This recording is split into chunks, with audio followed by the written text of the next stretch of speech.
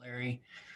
I've interacted, I think, with probably 18 of the 20 people here on my screen. I'm here today as a representative from Slausa, principal of Clayton, a friend of many of the people who have spoken tonight, part of the community, part of Backman, part of Glendale, part of West. So I've talked to a lot of people over the past 6 to 8 weeks, or excuse me, months. But since we made the decision to go remote, some of the strengths and the successes that we are hearing from teachers and students and parents, they're learning how to share more in a more creative way through art and dance. It's different on Zoom, but it's driven kids in a different way that they haven't had that experience before. That came from an art teacher here.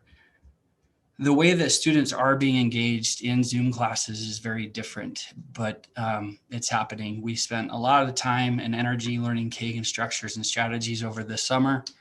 We're going to send some more teachers there in a few weeks, and that has been a redeeming quality of our Zoom classes over the last 5 or 6 weeks.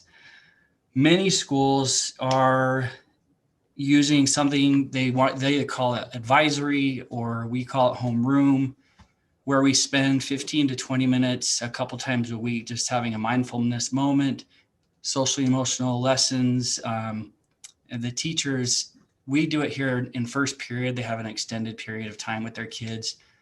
And all of our teachers are saying how much more connected they are to those kids. John already mentioned home visits and phone calls. Our teachers have not had an opportunity like this in the past to connect as much as they have. The outreach is unbelievable. I get feedback from parents and students many times a day, so do the teachers, and we've adapted because of that feedback, and we're better teachers just in the since we've started. We appreciate the feedback, and it's very helpful. Another success that we've had is today, things are slowing down a little bit in my role, so I'm actually able to get into classrooms over the past 3 or 4 days. And I got into a math class of 8th graders, and it was a collaborative classroom. And they broke out into a separate room with the resource teacher. She had about 8 or 9 kids. And if any of you have been in a classroom in a small group, there's the teacher, there's a small group of kids, and the interactions that they were having together, they're laughing, they're working, they're learning, asking questions, 100% engaged. Those are the good things. The areas of growth over the past month and a half is we need to figure out how to minimize the amount of time teachers are working. It's 10 to 12 hours a day. They're taking vacations and still working on that road trip. One other thing is that I often have conversations with teachers about the anxiety they have that they're not meeting all the needs of their students, and that has been a struggle. The thing that worries me is the 2 to 3% of students that we can't get a hold of. We've done home visits, we've done calls, we know where they are, we just can't get a hold of them. But that would happen if we were in school anyway. So that's typical of a school year. And the last piece of that is this is new for everyone.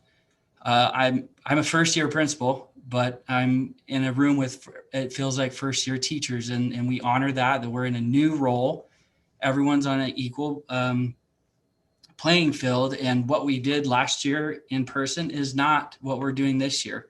And we're all learning, and we're learning at a fast rate.